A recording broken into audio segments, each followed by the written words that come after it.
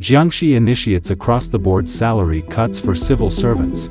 Wage protests erupt across China. Zhejiang public security pressures students' parents to donate blood and organs. CCP expands organ harvesting network through Belt and Road. It's all covered in today's China Truths. Jiangxi initiates across-the-board salary cuts for civil servants. Wage protests erupt across China.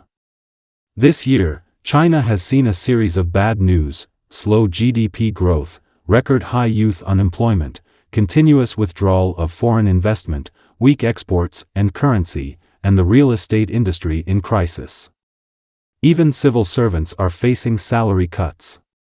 On December 12, a screenshot of a notice stating, "The Jiangxi provincial government has decided to adjust salaries within the entire province for government and public institutions," circulated on social media platform X. The image shows, Jiangxi province takes the lead in implementing salary cut policy reforms. The Jiangxi provincial government announced a comprehensive salary reduction policy, sparing no government or public institutions. The announcement stated that this measure aims to alleviate fiscal pressure and improve the efficiency of fund use in the current economic situation, thus adjusting the salaries of all government and public institution staff. This adjustment will affect all sectors, including education, healthcare, and research. Not only civil servants and public institution employees, but as the year-end approaches, the wave of wage claims is also rising. On December 11, in Dongguan, Guangdong, a pregnant woman, 8 months into her pregnancy, traveled all the way from Jiangxi to Guangdong to claim her wages, confronting her employer for 5 hours on site. Reportedly, she did not get back a single penny. Following wage claim strikes by bus drivers in Tai'an, Shandong, Tianjin, and Huaiyang, Hunan, recently, several netizens posted videos claiming that bus drivers in Liaoyang City were also suspended from pay, with their salaries owed for up to 9 months, making their lives unsustainable. In September, the official Chinese media reported nearly 20 incidents of bus service suspensions nationwide. On December 11, several bus drivers told mainland media reporters that they had just received 2 months' salary but were still owed several months' wages. Meanwhile, in Tibet, migrant workers also started their journey to claim wages. They brought their own bedding, sleeping in the corridors of the Kuantai Company office building in Lhasa, Tibet. On December 11, a group of migrant workers blocked the entrance of Urumqi T4 terminal in Xinjiang with a truck amidst heavy snow. On December 9, in Jining City, Shandong, workers of the Chengtu Baoli and Guangyu Lake Company protested at the company's door for unpaid wages. On December 8, over 300 textile workers in Nanchong, Sichuan, gathered in front of the local government. They protested against the Sino-Hong Kong joint venture Jia Mei Textile Company, Limited in Gaoping District, Nanchong City, Sichuan Province, for not paying Social Security for employees for 7 years and failing to pay wages for several months.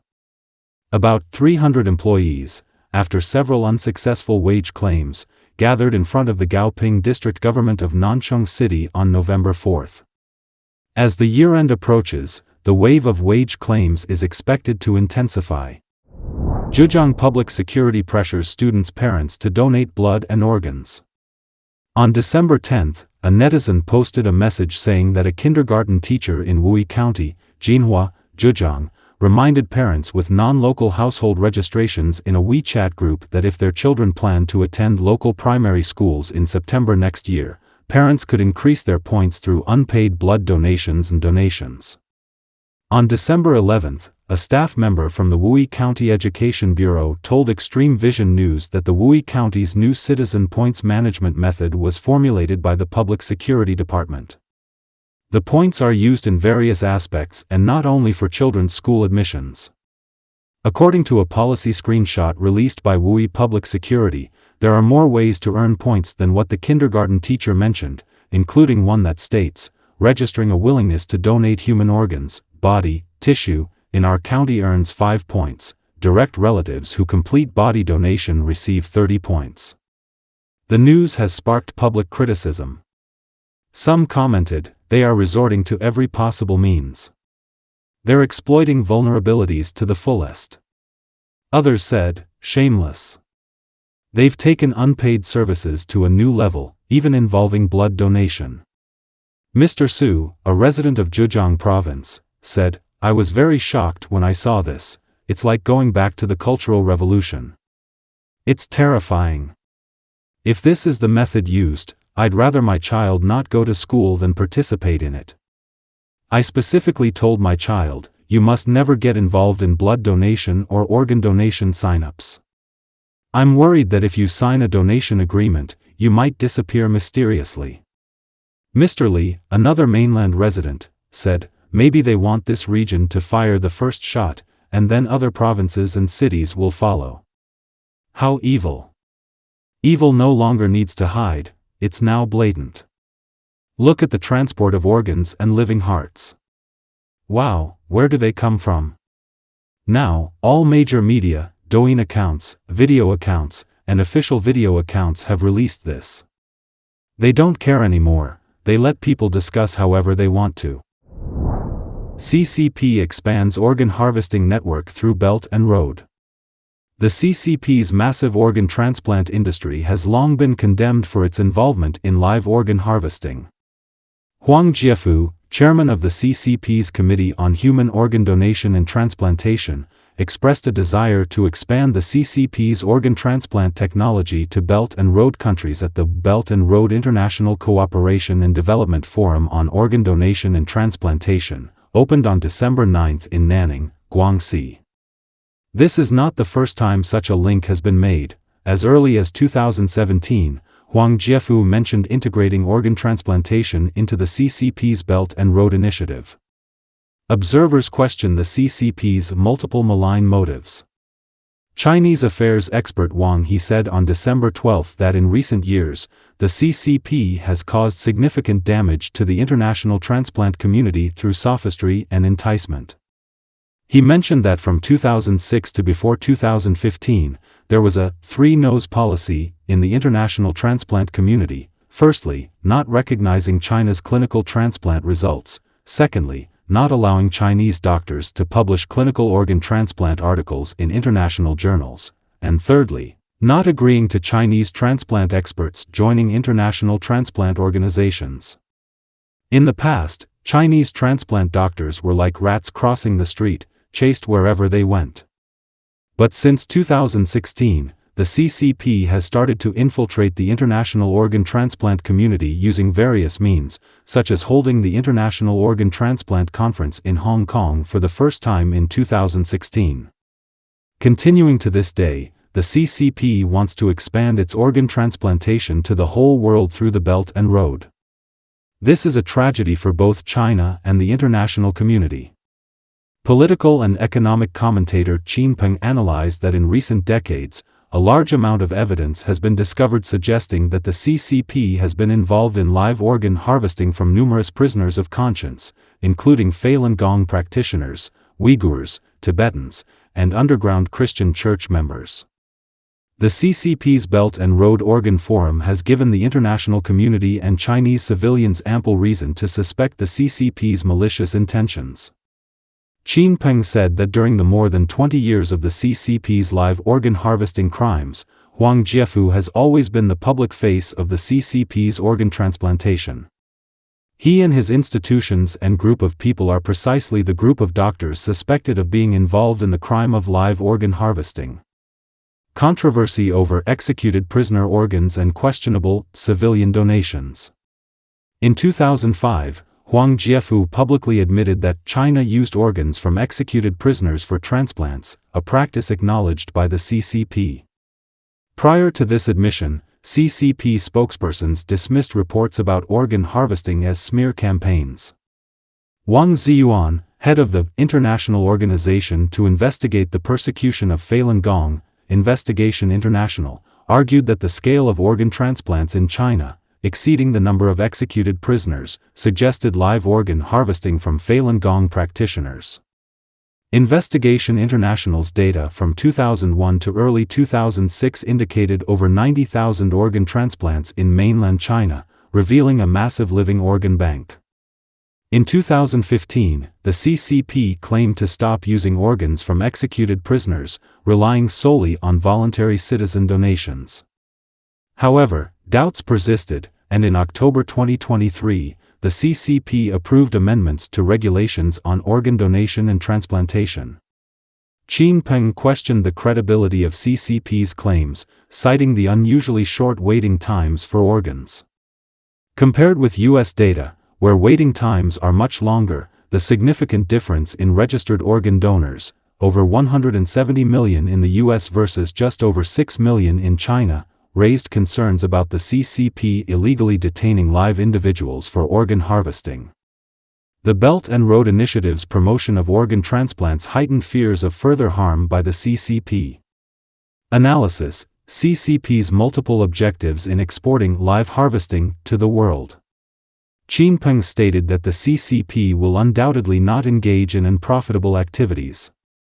It has at least three objectives. Firstly, to find wealthy demanders for China's abundant organs, such as Arab tycoons and dignitaries from various countries. Secondly, to transfer international attention away from its crimes by exporting technology, whitewashing the suspicion of live organ harvesting by the CCP. Thirdly, the CCP is likely to directly carry out organ harvesting and trading overseas in the future, avoiding being a long-term target of international investigation for its crimes.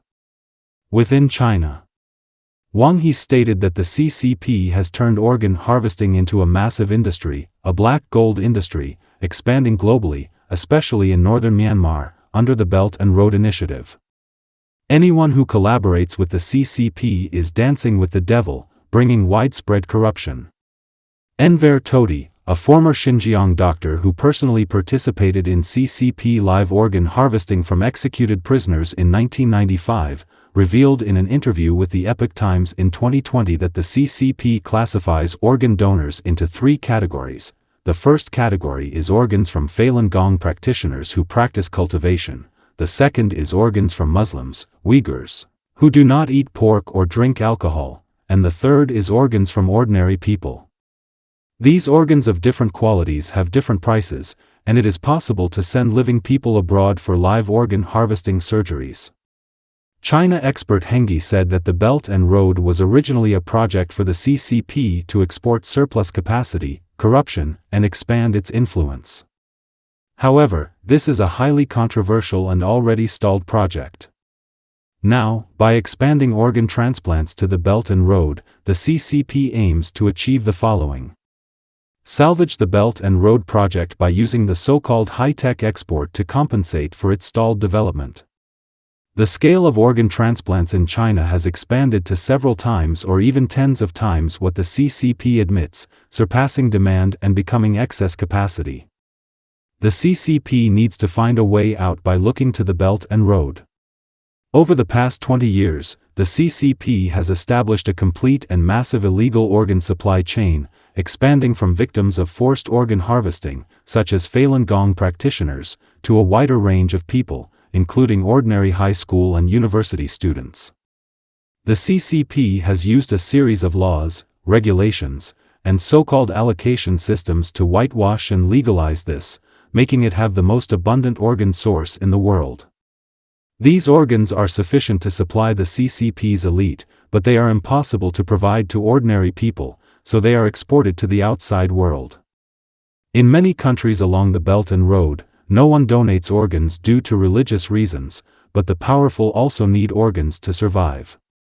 The CCP's export of organs and the transplant industry can both bribe the powerful and obtain high profits. Due to moral constraints, Western countries have begun to restrict transplant tourism through legislation after the CCP's crime of organ harvesting was exposed. However, many countries along the Belt and Road are autocracies and lack moral and legal constraints.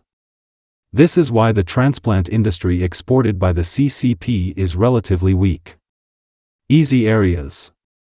Additionally, Lei Haichao, deputy director of the CCP National Health Commission, claimed that the regime will spare no effort to share experiences and technology in organ donation and transplantation reform and development with countries worldwide. Therefore, Mr. Hengyi believes that the CCP's ultimate goal is to destroy human morality in existing systems, and exporting the organ transplant industry is exporting evil, consistent with the CCP's ultimate goal. How should the international community stop the CCP's evil-doing? Qin Peng called on the international community to stop the CCP's wrongdoing. First, pressure the CCP to disclose relevant information. Second, use national intelligence forces to investigate China's true organ transplant situation. Third, demand that the doctors involved in China's organ transplants, pharmaceutical companies, and insurance institutions in participating countries provide China's true organ transplant-related data, including data on organ tourism transplants. Fourth, encourage doctors, officials, and whistleblowers in both China and other countries to expose the truth. The evil of persecuting faith and live organ harvesting far exceeds the evil of killing Jews. If countries like Europe, the United States, and Japan can forcefully push and uncover the truth, it can give greater legitimacy to the current international community's siege against the CCP. Wang He stated that the international community should continue to adhere to and restore its former 3-No policy, and not give international space to CCP organ transplants. Instead, those countries and organizations that accept CCP organ transplant technology and its provided donors are assisting CCP crimes. Expanding the live organ harvesting chain to countries along the Belt and Road will bring a huge humanitarian disaster. Don't forget to leave a comment in the section below to share your opinions on today's topic with us. Make sure to like and subscribe to see more interesting topics from China Truths.